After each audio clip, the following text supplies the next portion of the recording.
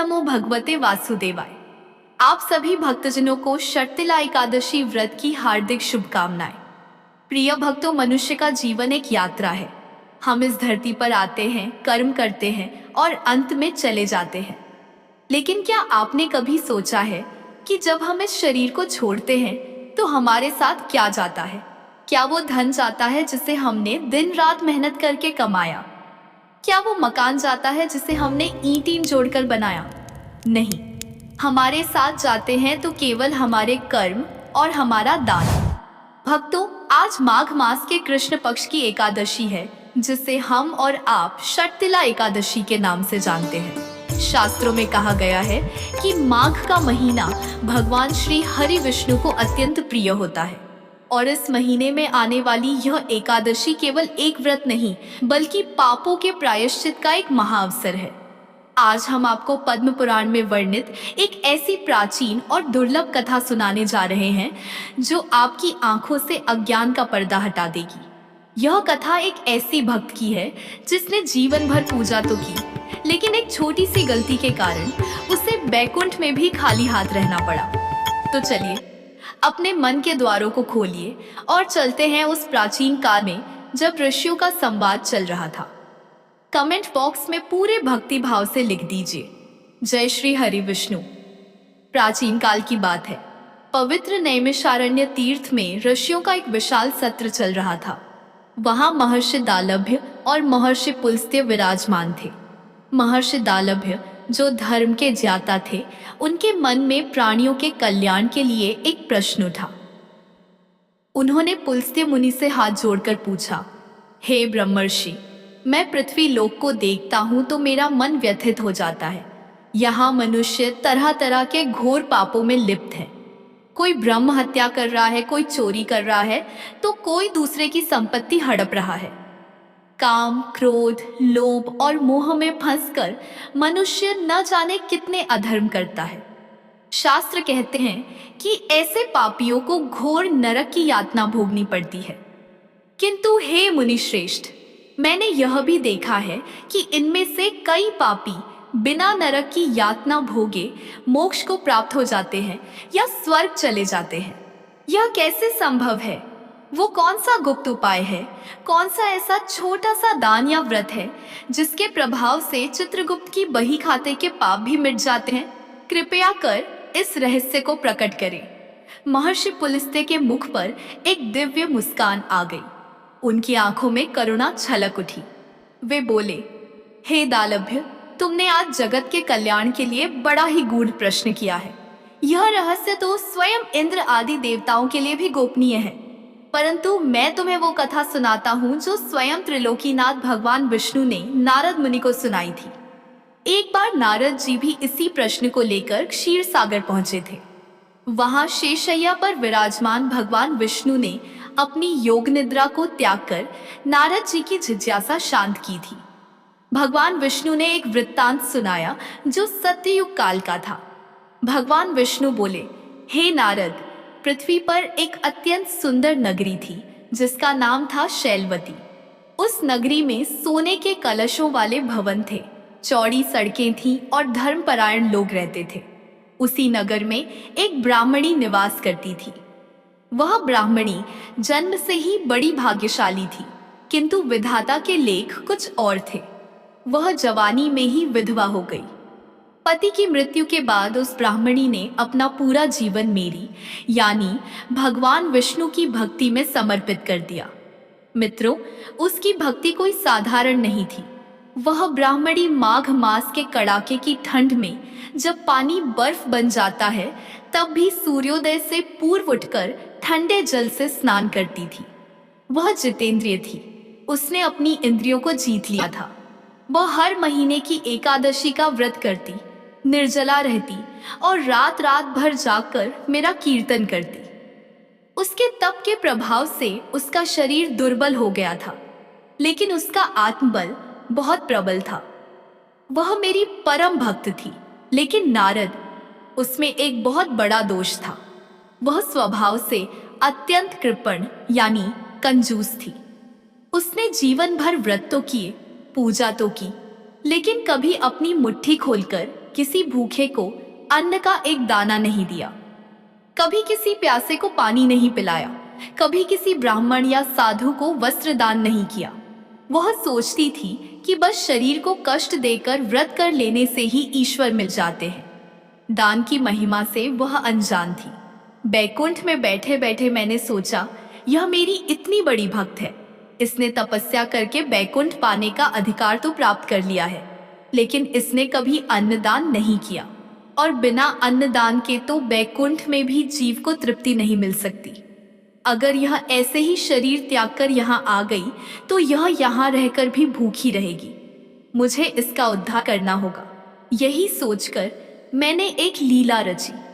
एक दिन जब दोपहर का सूर्य तप रहा था, मैंने एक भिक्षुक का वेश धारण किया। मेरा रूप अत्यंत डरावना और दयनीय था। मेरे हाथ में एक टूटा हुआ बर्तन था, कपड़े फटे हुए थे और मैं कांप रहा था। मैं उस ब्राह्मणी के द्वार पर पहुंचा। उसने अभी अभी अपनी पूजा समाप्त की थी। मैंने पुकारा, भिक्षाम देही माते, भिक्षाम देही, मैं कई दिनों से भूखा हूं, कुछ खाने को दे दो माँ। आवाज सुनकर ब्राह्मणी बाहर आई। मुझे देखकर उसकी त्योरियां चढ़ गई। वह क्रोधित होकर बोली, अरे तू कौन है और इस समय यहाँ क्यों चिल्ला रहा है? देख नहीं रहा मैं पूजा करके उठी हूँ?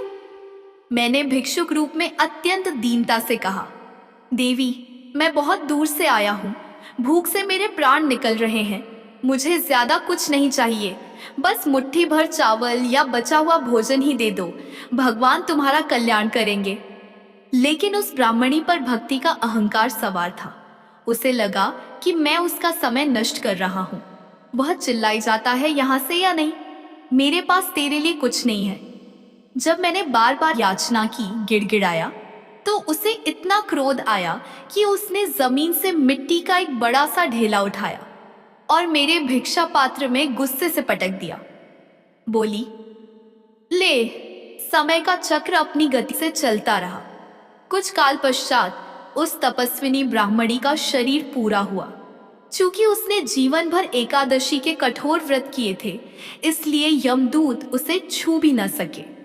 एक दिव्य विमान आया और उसे ससम्मान बैकुंठ लोक लाया गया। बैकुंठ पहुंचकर ब्राह्मणी की खुशी का ठिकाना न रहा। उसे लगा कि उसकी तपस्या सफल हो गई। उसे वहां रहने के लिए एक सुंदर कुटिया प्रदान की गई। वह कुटिया बाहर से देखने में बहुत भव्य थी। ब्राह्मणी बड़े उत्साह से अपनी कुटिया के अंदर गई। उसे लगा कि अंदर उसे 56 भोग, सुंदर वस्त्र और सुख सुविधाएं मिलेंगी। लेकिन जैसे ही उसने दरवाजा खोला, उसके होश उड़ गए। कुटिया पूरी तरह खाली थी। न वहां खाने के लिए अन्न था, न पीने के लिए जल, न बैठने के लिए आसन, केवल सन्नाटा था। उसने सोचा शायद बाहर आम के पेड़ पर फल होंगे, लेकिन वह पेड़ भी सूखा और फलहीन था। भूख और प्यास से व्याकुल होकर वह घबरा गई। वह रोती बिलखती मेरे पास दौड़ी आई। उसने कहा, हे प्रभु, हे जगतपति, मैंने जीवन भर आपकी इतनी सेवा की, कड़ाके की ठंड और गर्मी सहकर आपके व्रत किए, फिर मेरे साथ यह अन्याय क्यों? मुझे बैकुंठ तो मिला, लेकिन यह घर खाली क्यों है? मैं भूख से मर रही हूँ प्रभु।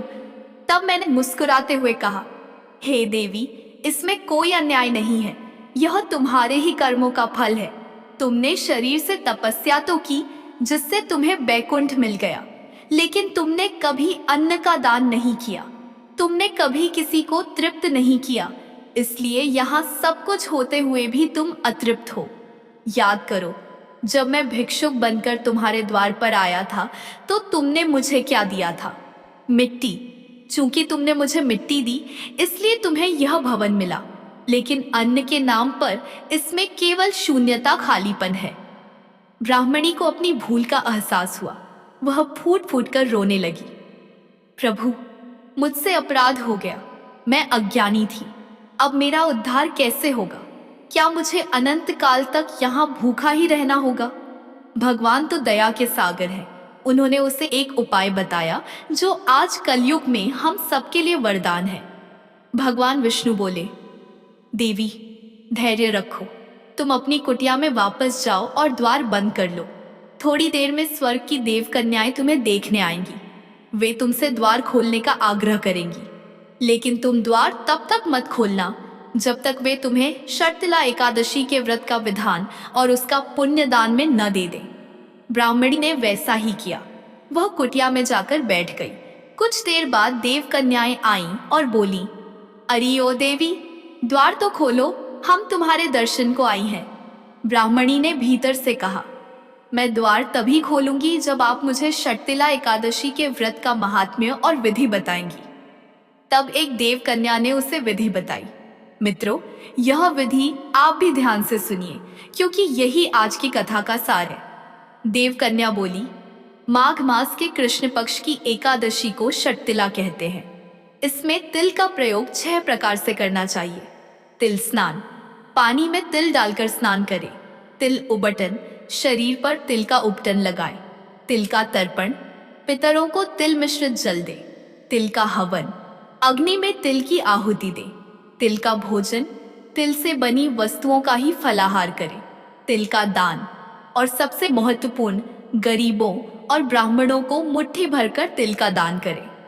ब्राह्मणी ने बैकुंठ में ही उस विधि को सुना और मानसिक रूप से उस व्रत का संकल्प लिया, और देखते ही देखते चमत्कार हुआ। जैसे ही उसका भाव शुद्ध हुआ, उसकी वह खाली कुटिया धन धान्य, अन्न, वस्त्र और स्वर्ण आभूषणों से भर गई। वह कुरूप बुढ़िया एक दिव्य नव यौवना स्त्री में बदल गई। उसका पूरा घर प्रकाश से जगमगा उठा। भगवान विष्णु ने नारद से कहा, हे नारद, जो मनुष्य इस लोक में अन्न और तिल का दान करता है, उसे परलोक में कभी दरिद्रता का मुख नहीं देखना पड़ता। कंजूसी और लोभ मनुष्य के पुण्य को नष्ट कर देते हैं, इसलिए अपनी सामर्थ्य के अनुसार दान अवश्य करना चाहिए। प्रिय भक्तों, यह थी शर्तिला एकादशी की पावन कथा। यह कहानी हमें सिखाती है कि हमारी पूजा तब तक अधूरी है जब तक हमारे मन में दूसरों के लिए दया और दान का भाव न हो। इस एकादशी पर आप भी संकल्प लें, चाहे थोड़ा ही सही, लेकिन किसी जरूरतमंद को तिल, गुड़ या अन्न का दान जरूर करें। आपकी एक छोटी सी मदद किसी की भूख मिटा सकती है और नारायण को प्रसन्न कर सकती है। उम्मीद है आपको आज की यह दुर्लभ कथा पसंद आई होगी। बहनों, पहली कथा समाप्त हुई, तो बोली श्रीमन नारायण नारायण हरि हरि, श्रीमन नारायण नारायण हरि हरि। अब बहनों, अपने चित्त को शांत कर लीजिए। हम प्रवेश करते हैं माघ मास के उस पवित्र वातावरण में जहां शर्तिला एकादशी की यह परम कल्याणकारी कथा घटित हुई। यह कथा केवल एक कहानी नहीं, बल्कि श्रद्धा, तिथि, त्याग और तिल के चमत्कार का जीवंत उदाहरण है। यह बात उस समय की है जब धरती पर सतयुग जैसा पुण्य और कलयुग जैसा दुख दोनों का मिला जुला प्रभाव था। स्थान था प्रेमपुर, जो अब माघ मास की कड़ाके की ठंड में ठिठुर रहा था। माघ का महीना था। आकाश में सूर्य देव बादलों की घनी चादर में छिपे रहते थे। हाड़ कंपा देने वाली बर्फीली हवाएं सन सन करती हुई बहती थी। गांव के पेड़ पौधों पर ओस की बूंदें मोतियों की तरह जम जाती थीं। सुबह के समय इतना घना कोहरा होता था कि एक हाथ की दूरी पर खड़ा इंसान भी दिखाई नहीं देता था। लोग अपने घरों में अलाव जलाकर, कंबल ओढ़कर ठंड से बचने का प्रयास करते थे। पक्षी भी ठंड के मारे अपने घोंसलों में दुबके रहते थे। इसी गांव के एक कोने में एक पुरानी और जर्जर कुटिया थी। यह कुटिया थी धर्मात्मा और उसकी पत्नी रामेश्वरी की। उनकी कुटिया की दीवारें कच्ची थीं, जिनमें से ठंडी हवा भीतर आती थी। लेकिन इस ठंड से ज्यादा उन्हें अपने जीवन का सूनापन सताता था। धर्मात्मा और रामेश्वरी का जीवन एक सूखे वृक्ष की भांति था। विवाह के कई वर्ष बीत जाने के बाद भी उनके आंगन में किसी बच्चे की किलकारी नहीं गूंजी थी। माघ की लंबी और ठंडी रातें उन्हें काटने को दौड़ती थीं। जब रामेश्वरी अलाव के पास बैठती तो अग्नि की गर्मी उसके शरीर को तो मिलती, लेकिन उसके हृदय की ठंडक, जो संतान न होने के कारण थी, वह दूर नहीं होती थी। एक दिन की बात है, माघ की कड़ाके की ठंड में रामेश्वरी तुलसी के पौधे के पास बैठी रो रही थी। उसके आंसू गालों पर लुढ़कते हुए ठंडे हो रहे थे। धर्मात्मा ने अपनी पत्नी के कंधे पर हाथ रखा और भारी मन से कहा, प्रिय, विधाता ने शायद हमारे भाग्य में यही सूनापन लिखा है। हमारे पास न धन है कि हम कोई बड़ा यज्ञ करवा सके, और न ही हमारे पूर्व जन्म के पुण्य इतने प्रबल हैं कि हमारी गोद भर सके। तभी गांव के बाहर नदी के तट पर एक दिव्य नाद सुनाई दिया, नारायण नारायण। यह स्वर था महान तपस्वी ऋषि पुलस्त्य का। वे माघ स्नान के लिए तीर्थ यात्रा पर निकले थे। ऋषि का तेज ऐसा था कि कड़कड़ाती ठंड में भी उनके चेहरे पर पसीने की बूंदें चमक रही थीं। उनके शरीर पर मात्र एक वस्त्र था, फिर भी वे सूर्य की भांति दमक रहे थे। धर्मात्मा और रामेश्वरी उस तेज की ओर खींचे चले गए। वे दौड़े दौड़े ऋषि के पास पहुंचे और साष्टांग प्रणाम किया। रामेश्वरी ने सिसकते हुए कहा, हे मुनिवर, हम बड़े अभागी हैं। यह माघ का महीना सबके लिए पुण्य लाता है, पर हमारे लिए यह केवल पीड़ा लेकर आता है। न घर में अन्न है, न तन पर पर्याप्त वस्त्र, और न ही बुढ़ापे का सहारा बनने वाली कोई संतान। हमारे पापों का अंत कैसे होगा? ऋषि पुलस्त्य ने अपनी दिव्य दृष्टि से उन दोनों के पिछले जन्मों को देखा। वे मुस्कुराए और अत्यंत करुणा भाव से बोले, वत्स, निराश न हो। माघ का महीना भगवान विष्णु का सबसे प्रिय महीना है, और इस महीने में एक छोटी सी वस्तु, तिल, तुम्हारे जीवन के बड़े से बड़े दुर्भाग्य को बदल सकती है। ऋषि ने विस्तार से समझाया। माघ मास के कृष्ण पक्ष की एकादशी को षटतिला एकादशी कहते हैं। षट का अर्थ है 6। इस दिन जो भी मनुष्य आलस्य त्याग कर तिल का प्रयोग 6 प्रकार से करता है, उसके जन्म जन्मांतर के पाप छलकर राख हो जाते हैं। तिल का दान स्वर्ण दान से भी अधिक फलदायी है। यह तुम्हारी सूनी गोद भी भरेगा और घर की दरिद्रता भी मिटाएगा। धर्मात्मा ने हाथ जोड़कर पूछा, प्रभु, वे 6 प्रयोग कैसे करने हैं? ऋषि ने कहा, तिल स्नान। सुबह पानी में गंगा जल और काले तिल मिलाकर स्नान करना। तिल उबटन, शरीर पर तिल को पीसकर उसका लेप लगाना। इससे शरीर के रोग और पाप दोनों मिटते हैं। तिल हवन, ओम नमो भगवते वासुदेवाय मंत्र बोलते हुए अग्नि में तिल की आहुति देना। तिल तर्पण, अपने पितरों को और देवताओं को तिल मिश्रित जल अर्पित करना। तिल भोजन, दिन में फलाहार के रूप में तिल और गुड़ से बनी वस्तुओं का ही सेवन करना। तिल दान, अपनी सामर्थ्य अनुसार ब्राह्मण या गरीब को तिल का दान करना। ऋषि के चले जाने के बाद धर्मात्मा और रामेश्वरी ने दृढ़ संकल्प लिया। माघ की वह एकादशी आ गई। बाहर मानो बर्फ बरस रही थी, हवा कांटों की तरह चुभ रही थी, लेकिन रामेश्वरी की भक्ति अडिग थी। उसने ब्रह्म मुहूर्त में उठकर ठंडे पानी में तिल मिलाए। जैसे ही उसने उस बर्फीले पानी से स्नान किया, उसका शरीर कांप उठा, लेकिन मुख से हरिओम का स्वर निकला। फिर उसने सिलबट्टे पर तिल पीसे और उसका उपटन पति पत्नी ने अपने शरीर पर लगाया। कुटिया के मंदिर को गोबर से लीपकर पवित्र किया। भगवान विष्णु की मूर्ति के सामने तिल के तेल का दीपक जलाया। घर में मुट्ठी भर तिल और थोड़ा सा गुड़ था, उसी के लड्डू बनाकर भगवान को भोग लगाया और हवन कुंड में स्वाहा कहते हुए तिल समर्पित किए। अब दोपहर हो चुकी थी। पेट में भूख की आग थी और बाहर ठंड का प्रकोप। उन्होंने अपने व्रत खोलने के लिए 2 तिल के लड्डू बचाकर रखे थे।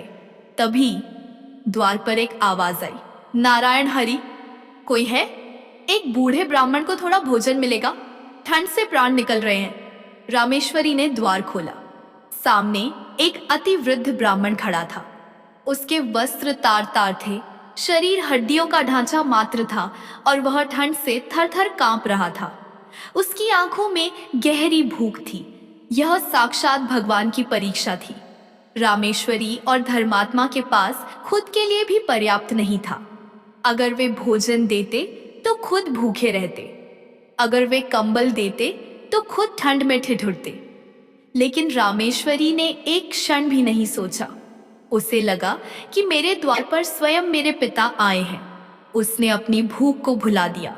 उसने तुरंत वे तिल और गुड़ के लड्डू एक पत्तल पर रखे और बड़े आदर से ब्राह्मण को दे दिए। धर्मात्मा ने देखा कि ब्राह्मण ठंड से कांप रहा है, तो उसने अपनी टूटी फूटी कुटिया का एकमात्र गर्म कंबल उस ब्राह्मण के कंधों पर उड़ा दिया। ब्राह्मण ने तिल खाए और कंबल की गर्माहट महसूस की। उसकी आंखों से आंसू बह निकले। उसने कांपते हाथों को उठाकर कहा, बेटी, माघ की इस जानलेवा ठंड में तुमने अपनी परवाह न करके जो यह तिल और वस्त्र का दान किया है, यह तीनों लोकों में श्रेष्ठ है। तुम्हारा यह त्याग एक कभी व्यर्थ नहीं जाएगा। इतना कहकर वह वृद्ध ओझल हो गया। चमत्कार और फल प्राप्ति। उस रात दोनों पति पत्नी भूखे पेट एक दूसरे से सटकर ठंड में सो गए। लेकिन आश्चर्य, उन्हें न भूख लगी और न ठंड। उनके भीतर एक दिव्य ऊर्जा दौड़ रही थी। रात के पिछले पहर रामेश्वरी ने स्वप्न में देखा कि एक दिव्य विमान उनकी कुटिया के बाहर उतरा है। उसमें से शंख, चक्र, गदा, पद्मधारी भगवान विष्णु मुस्कुरा रहे हैं। भगवान बोले, रामेश्वरी, तुम्हारे तिल के दान ने मुझे तृप्त कर दिया। तुमने अपने हिस्से का भोजन मुझे खिलाया है। अब तुम्हारा कोई भी हिस्सा खाली नहीं रहेगा। सुबह जब उनकी आंख खुली तो उनकी झोपड़ी एक सुंदर पक्के भवन में बदल चुकी थी। जहां तिल की खाली पोटली थी, वहां धन धान्य भरा था। और षटतिला एकादशी के उस महापुण्य के प्रभाव से ठीक 9 महीने बाद रामेश्वरी की सूनी गोद भर गई। उन्हें एक अत्यंत तेजस्वी और धर्मपरायण पुत्र की प्राप्ति हुई। तो बहनों, यह महिमा है माघ मास की षटतिला एकादशी की। तिल का छोटा सा दाना जब श्रद्धा के साथ दान किया जाता है तो वह सुमेरु पर्वत के समान पुण्य देता है। यह व्रत पापों को जलाता है और घर को खुशियों से भरता है।